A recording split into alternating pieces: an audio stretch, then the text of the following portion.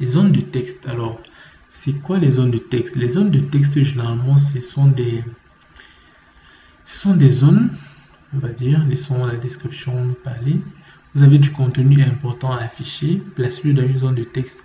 Une zone de texte met un contenu en évidence. C'est un excellent moyen pour mettre en évidence un texte important comme un en-tête ou une citation.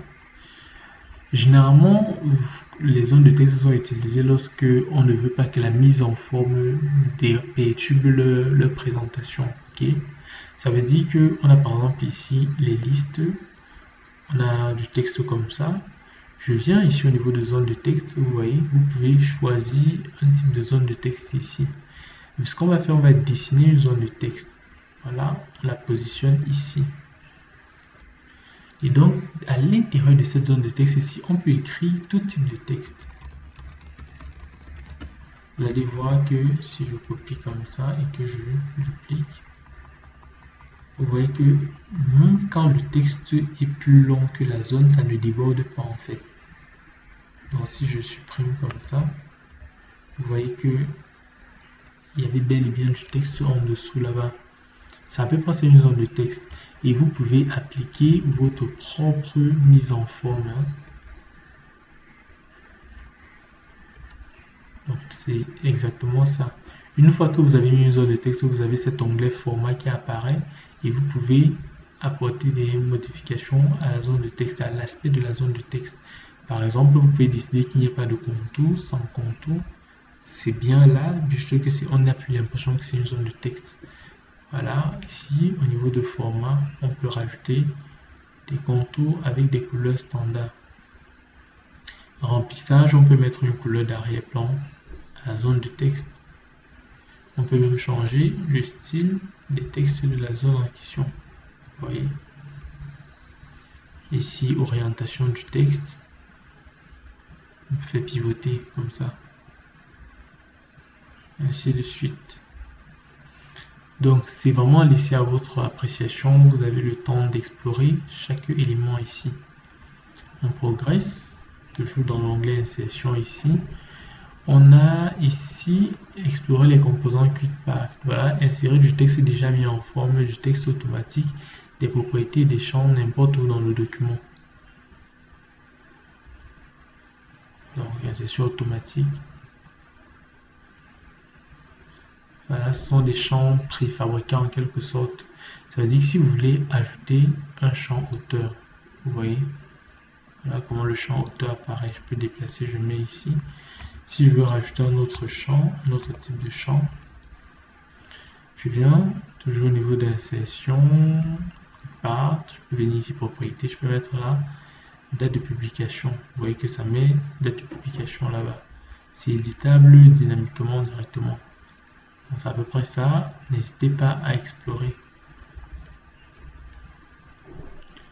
On progresse avec les word art. Donc les word art, c'est quoi? Ce sont des textes avec une apparence un peu particulière. Par exemple, si on sélectionne ceci, vous voyez, ici on peut écrire notre texte, on va dire mon beau texte. C'est une façon d'écrire du texte avec un aperçu un peu particulier simplement. Donc bien sûr, chaque fois qu'on sélectionne, il y a également un format qui apparaît là et vous pouvez changer à votre guise. Laissez à votre appréciation.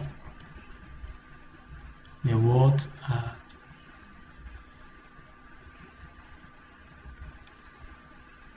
Ensuite, ça c'est la signature, c'est quand vous voulez protéger votre document. Vous voyez, il y a la description qui apparaît toujours à côté. Date pareillement, hein. Vous cliquez dessus, ça vous dit format de date disponible. Vous choisissez simplement votre format de date et les dates de votre document auront ce format en question. Vous vous souvenez qu'on avait appliqué un format ici. Si je sélectionne ceci, je dis OK. Voilà, ça m'affiche une date dans un format en particulier. Insertion maintenant des équations et des symboles. Ici, les profs sont très concernés, bien les mathématiciens ou les chimistes, ainsi de suite. Donc, je veux rajouter une équation, je clique ici, vous voyez, il y a toute une pléthore de types d'équations ici. Je peux insérer une nouvelle équation.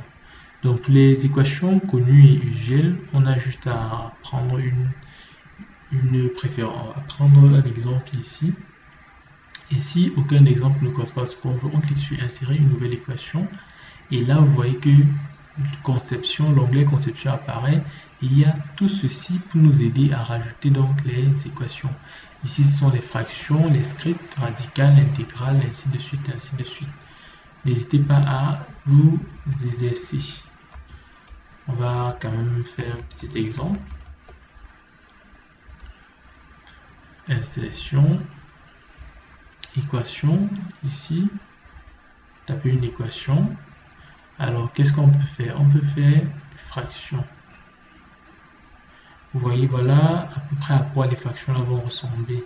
Si on prend ce type-ci, qu'est-ce qu'on peut dire? Lorsqu'on clique dans le carré du haut, on peut écrire 3 sur 4. OK. On peut rajouter quelque chose.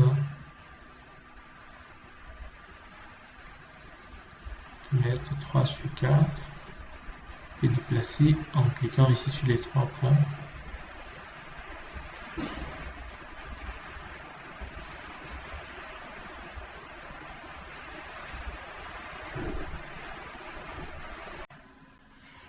Donc pour rajouter une équation, on vient toujours dans l'onglet insertion, on clique sur équation. Et donc quand vous cliquez sur équation, vous avez ce menu conception aussi qui apparaît. Vous avez le choix pour rajouter une nouvelle équation. Vous venez ici directement, vous cliquez dessus là et vous choisissez un modèle ici par exemple. Si ce modèle ne vous intéresse pas, vous positionnez simplement un nouvel endroit comme ça, par exemple insertion, équation, vous cliquez sur la flèche ici. Ici vous pouvez cliquer sur insérer une nouvelle équation et à l'intérieur ici vous devez saisir votre équation. Donc disons par exemple que notre équation c'est f de x, d'accord, on peut dire comme ça, f de x égale à, on va dire exponentielle de x, d'accord. Donc pour prendre l'exponentielle de x, on a plusieurs possibilités. On peut directement venir ici, on clique dessus et on voit qu'on a les possibilités. Donc ceci 2 carrés, ça veut dire qu'on peut mettre une valeur ici et une autre valeur là-dedans. Ceci, ça veut dire qu'on peut mettre une valeur ici et une autre valeur en indice. Ici, on peut mettre une valeur là en coefficient, une valeur en exposant, une valeur en indice. Et ici, c'est un peu l'inverse de ceci. Donc, on s'est dit qu'on devait mettre exponentielle. Donc, on met comme ça, on clique dans la première colonne, on met E, il est exponentielle. Et on clique dans la deuxième colonne, on met X. Ensuite, vous utilisez le bouton de direction du clavier, le bouton de direction droit, vous appuyez. Le curseur se déplace comme ça. Vous mettez plus par exemple, disons 3x carré. D'accord? On va dire, on peut mettre comme ça 3. On revient ici. On clique là-dessus. Là, ici, on met x et on clique ici, on met 2. Ça fait 3x carré. Mettons plus racine de 3 par exemple. Plus. Chercher les racines carrées, on vient ici dans le radical. D'accord? Vous voyez les différentes possibilités d'avoir les racines. Donc, on clique ici et on dit racine de 3. Et voilà notre équation f de x qui est bel et bien là. Normalement, la mise en forme peut s'appliquer également. Donc, vous pouvez mettre en gras, italique, souligné. Normalement, toutes les opérations sont possibles dessus. Voilà donc comment on essaie une équation. C'est à peu près la même chose avec les symboles. Si on veut insérer un symbole, les symboles c'est plus ou moins ainsi de suite. Si vous ne retrouvez pas un symbole ici, vous cliquez sur autre modèle et donc vous allez avoir plus de détails ici. Gamma, θ, alpha, etc. etc. Voilà, si par exemple bêta, on peut insérer. Et voilà bêta. Donc on peut dire, comme on disait, A alpha plus B bêta. Comme ça, si on veut mettre alpha, on clique ici sur symbole. Autre symbole, alpha. Alpha, c'est la première lettre. Donc, il faut juste regarder ici. Vous pouvez changer ici le sous-ensemble. C'est en latin de base. Généralement, c'est en grec qu'on va retrouver alpha et ainsi de suite. Donc,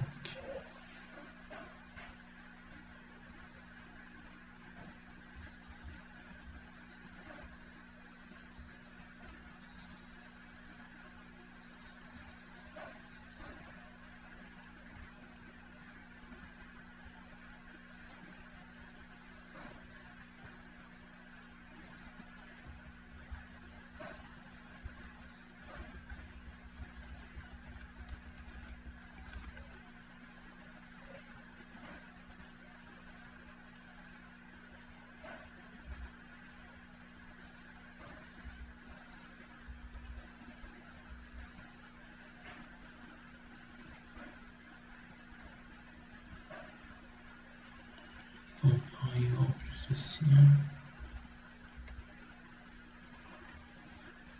Donc, c'est laissé au choix pour l'insertion des équations et des symboles. Continuez de vous améliorer et discutez avec le prof directement sur WhatsApp si vous avez des difficultés ou par SMS ou par appel.